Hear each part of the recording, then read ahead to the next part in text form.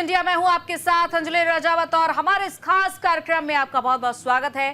CM पर suspense जारी और शपथ ग्रहण की तैयारी। दिल्ली में विधानसभा चुनाव के नतीजे आए 10 दिन बीत चुके हैं, लेकिन अभी तक मुख्यमंत्री के चेहरे पर सस्पेंस बना हुआ है।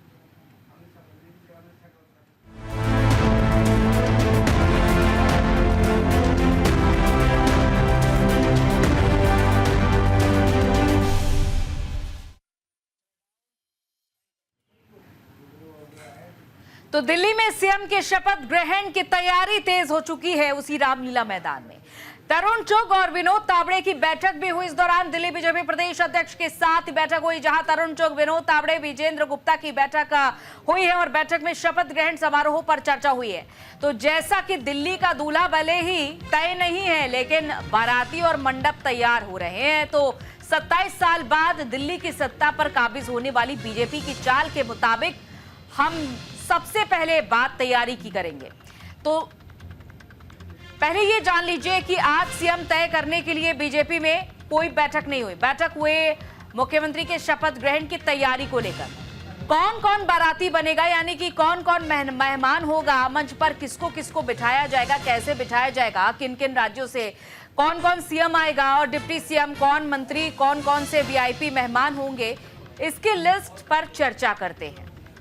तो तैयारी तेज है रामलीला मैदान में शपथ ग्रहण समारोह की, और इससे समझा जा सकता है कि रामलीला मैदान को जिस तरह चुना गया है शपथ ग्रहण समारोह के लिए, एक तरीके से बड़ा संदेश भी है। और दूसरी तरफ अभी सीएम के चेहरे का ऐलान होना बाकी, लेकिन उससे पहले पूरी बारात तैयार है और बस इंतजार है दूल्हे के आने का।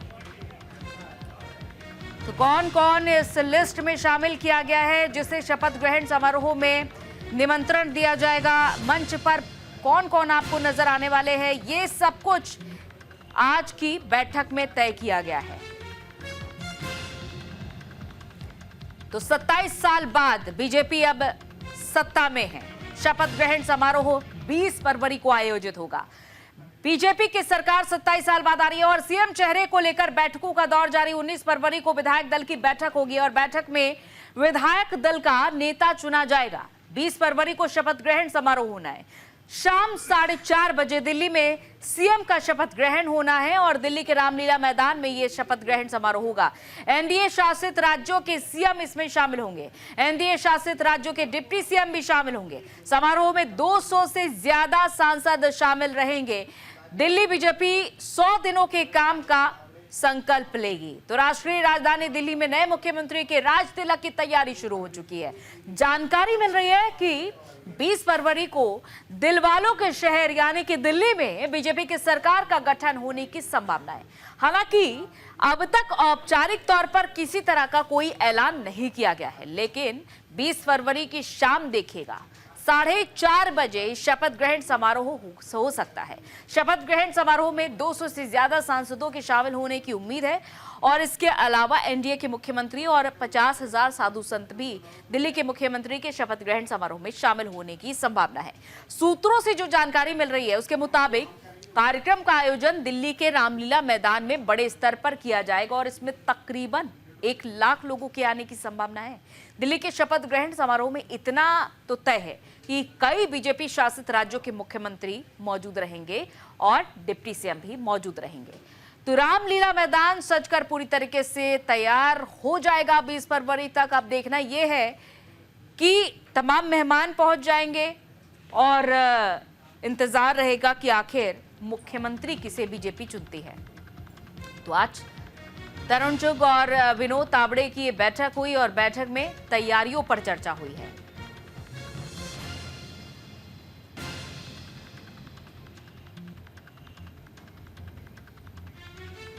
तो दिल्ली के रामलीला मैदान में 20 तारीख को होने वाले शपथ ग्रहण की तैयारियां जोरों पर हैं।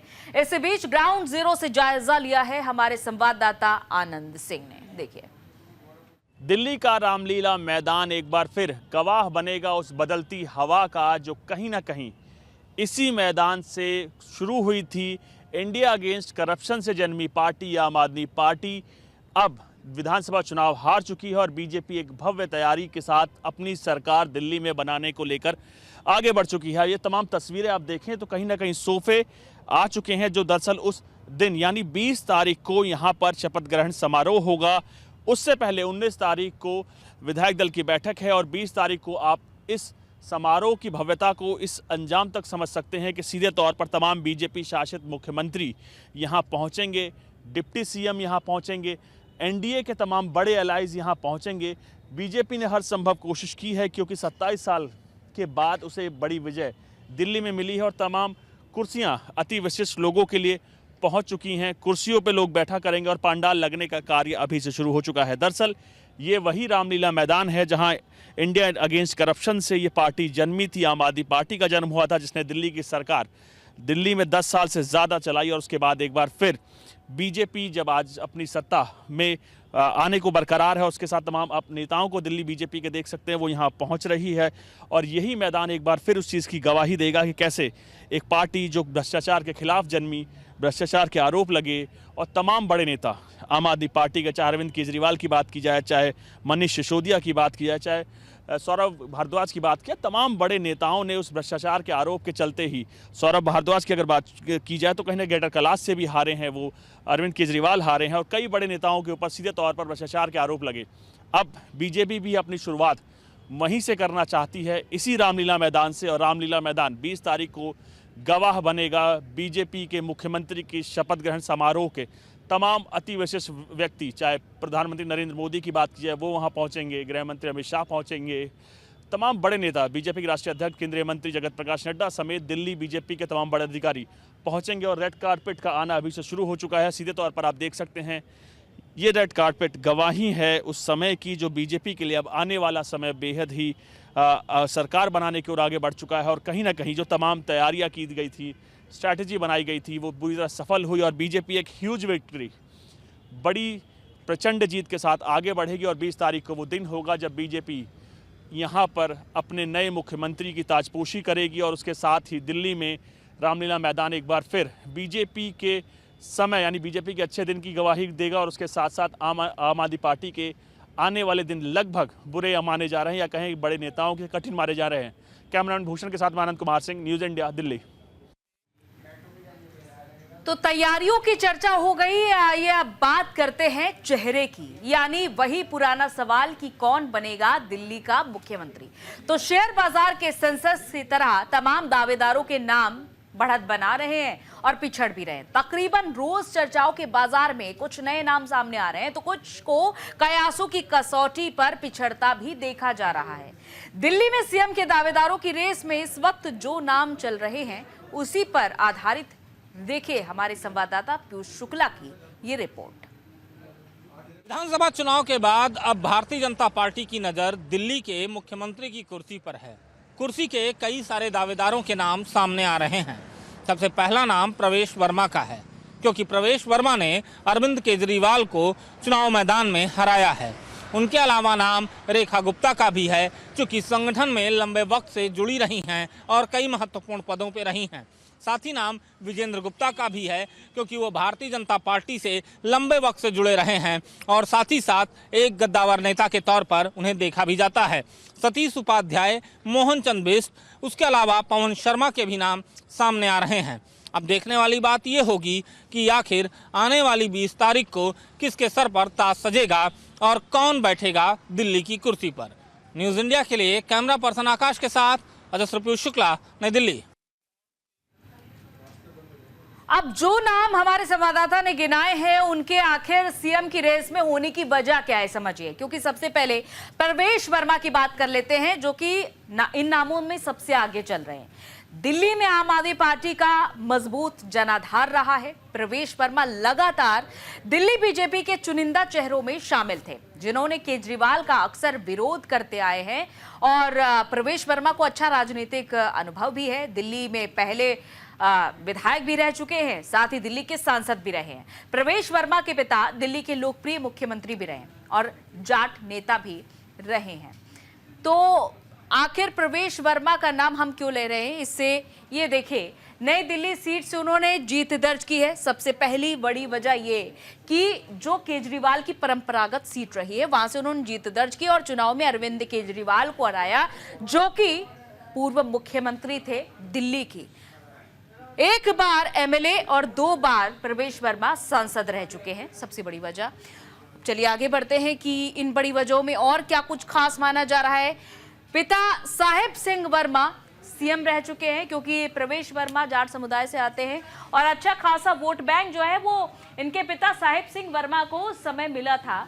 जाट समुदाय से आते हैं, जैसा कि हमने अभी जिक्र किया प्रवेश वर्मा, और जो दिल्ली के आसपास का जो आउटर एरिया है वो ज्यादा से ज्यादा जाट समुदाय, और पार्टी के युवा चेहरे के तौर पर वो पहचाने जाते हैं। अब चलिए बात करते हैं अगले चेहरे की, विजेंद्र गुप्ता। क्या विजेंद्र गुप्ता सीएम बन सकते हैं? खैर, उनका नाम तो इस चर्चा में है, लेकिन वजह क्या है कि उनके नाम की भी चर्चा हो रही है। अब समझ लेते हैं।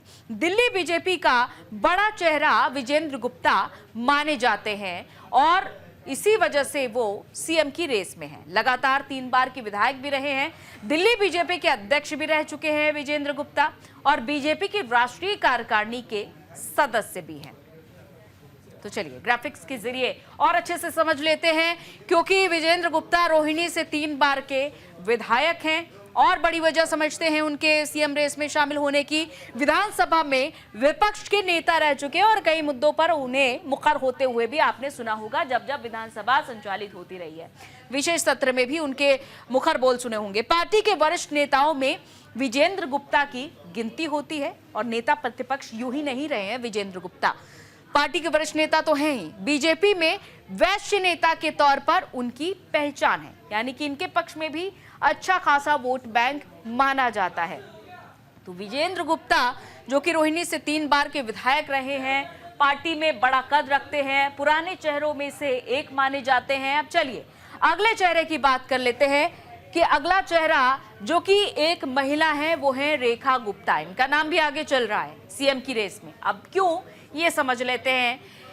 अगर रेखा गुप्ता सीएम बनती हैं तो उसके पीछे की वजह हो सकती है, दरअसल बीजेपी दिल्ली में महिला नेतृत्व देना चाहती है। वहीं रेखा गुप्ता आरएसएस के बैकग्राउंड से हैं, जो शालीमार बाग सीट से पहली बार विधायक बनी है।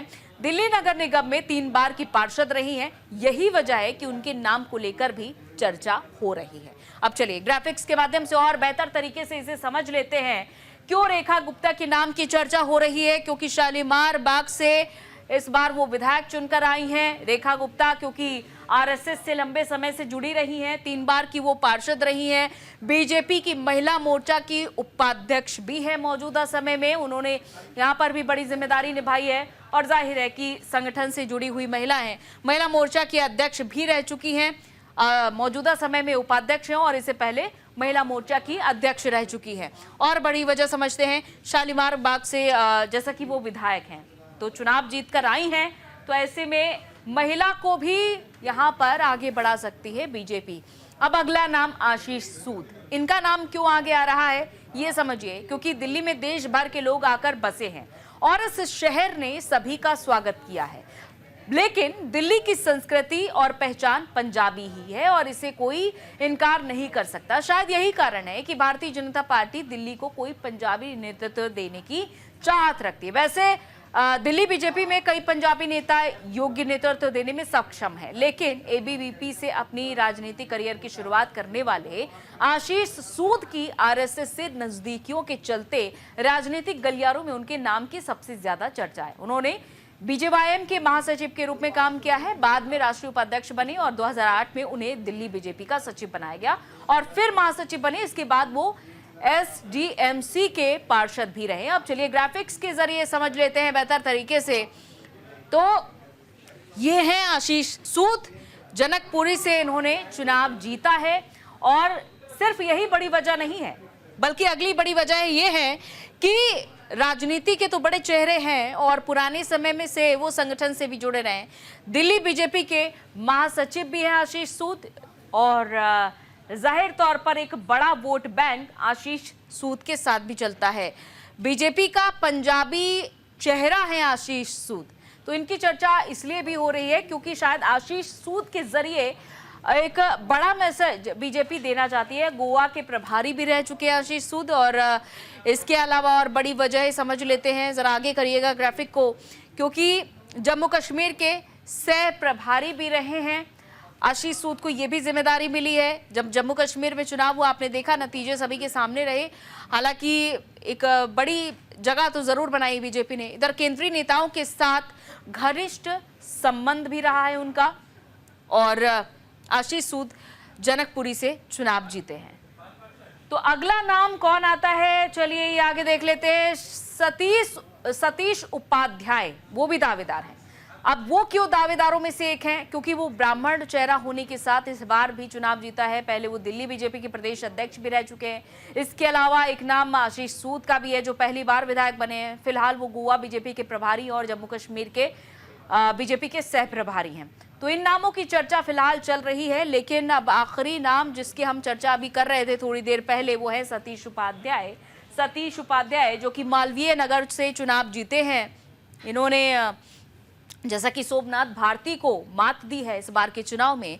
बीजेपी का ब्राह्मण चेहरा भी है सतीश उपाध्याय, और जाहिर तौर पर लंबे समय से वो संगठन से भी जुड़े रहे हैं, और दिल्ली बीजेपी के अध्यक्ष भी सतीश उपाध्याय एक समय में रह चुके हैं।